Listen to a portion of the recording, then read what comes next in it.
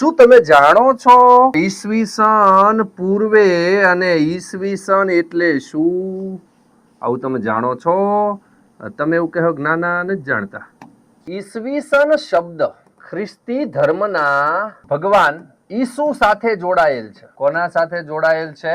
ઈસુ જે છે એ ઈસુ સાથે ઈસવીસન એવો શબ્દ જોડાયેલો છે. વિદ્યાર્થી મિત્રો, શું કામ સાહેબ એની સાથે જોડવામાં આવે છે? તો સમગ્ર વિશ્વમાં ખ્રિસ્તીઓની સંખ્યા અથવા તો ખ્રિસ્તીઓની વસ્તી સૌથી વધારે છે, માટે તેમના આધારે ધર્મના આધારે સમગ્ર વિશ્વનું કેલેન્ડર બનેલું છે. હવે એ લોકો તો એવું જ માને છે કે જ્યારે ઈસુ ખ્રિસ્ત ભગવાનનો જન્મ થયો ને ત્યારથી જ દુનિયાની શરૂઆત થઈ. આ એમના મત મુજબ. પરંતુ લોચો ઈ છે કે આપણો ઇતિહાસ એના કરતા પણ જૂનો છે.